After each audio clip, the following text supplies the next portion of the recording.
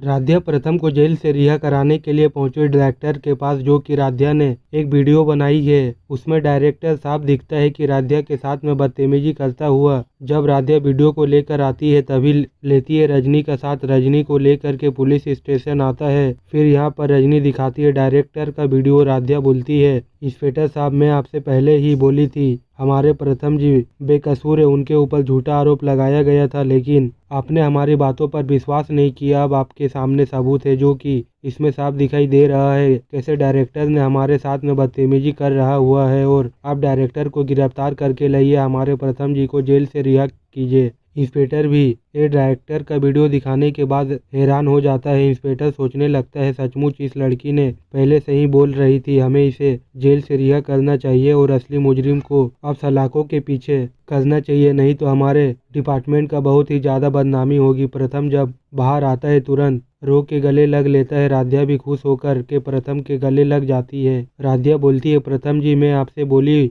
हुई थी कैसे भी करके आपको मैं बहुत जल्द जेल से रिहा करवाएंगी और मैं अब कर दिखाई। लेकिन रजनी अब भी राध्या से नाराज रहती है, क्योंकि राध्या ने जो डायरेक्टर के पास जाकर के वीडियो रिकॉर्ड की हुई थी, इसीलिए रजनी राध्या से नाराज रहती है। और दूसरी ओर राध्या अब जाने वाली है डायरेक्टर के पास में शूटिंग में काम करने के लिए, क्योंकि जब उन लोगों ने मित्तल भवन में आकर और उन लोग बोलते हैं तुम्हारी राध्या हमारी फिल्म में काम नहीं करेगी तो फिर हम लोगों को मजबूरन इस घर को कब्जा करना पड़ेगा और तुम लोगों की कंपनी को बेच करके हमारे पैसों की भरपाई करना पड़ेगा। जिससे राध्या अपने घर को और अपने घर के सम्मान को बचाने के लिए उसे डायरेक्टर के पास जाती है एक बार फिर से शूटिंग में काम करने के लिए। लेकिन अब राध्या के साथ में जो कुछ भी होगा उसकी जिम्मेदारी खुद राध्या होगी, क्योंकि और डायरेक्टर अब राध्या से इतना आसानी से उसके साथ में पेश आने वाला है नहीं, क्योंकि डायरेक्टर अब करेगा राध्या के साथ में बदतमीजी और कोई नहीं देगा राध्या का साथ। इसीलिए यहाँ पर जब पता चलता है प्रथम को भी कि राध्या शूटिंग में काम करने के लिए दोबारा जाने के लिए हम भी भारी हुई है, तब प्रथम का पूरा भरोसा राध्या के ऊपर से टूट जाता है। प्रथम बोलता है, इसका मतलब सच है, राध्या कल भी गलत थी, आज भी गलत है, हमें राध्या के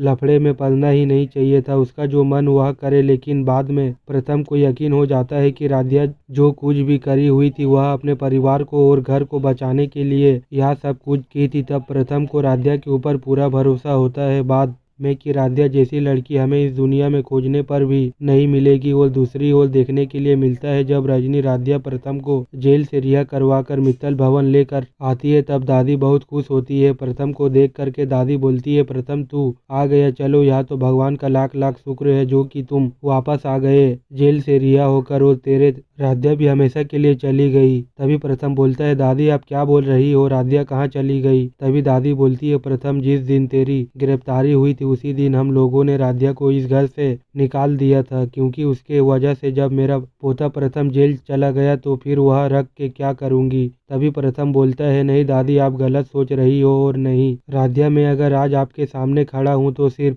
राध्या की वजह से, और राध्या कहीं गई हुई नहीं है, वह तो हमारे साथ है इसीलिए। और पीछे गेट के पास राध्या खड़ी है। जब दादी पीछे पलट करके देखती है तो सचमुच राध्या और रजनी वहां पर खड़ी रहती है। तब दादी सोचती है, यह कैसे हो गया, मैं तो इस धरती के बोझ को इस घर से निकालती हुई थी और इतने प्रथम जेल से रिहा करा कर के और ही ज्यादा परिवार वालों के नजरों में महान बन गई है। अब तो हमारी यह भी साजिश कामयाब हो गई। दादी तो बहुत खुश हो रही थी, वह सोच रही थी मैं हमेशा के लिए राध्या को प्रथम की जिंदगी से और इस घर से निकालती हूँ। लेकिन दादी को पता नहीं रहता है कि अगर आज राध्या नहीं होती तो फिर प्रथम को जेल से रिहा करा पाना मुश्किल होता। हालांकि बोले तो मुश्किल ही क्या, नामुमकिन ही था। दोस्तों, आज की कहानी अगर आप सभी को अच्छी लगी हो तो इस वीडियो को लाइक करके चैनल को सब्सक्राइब कर लीजिएगा।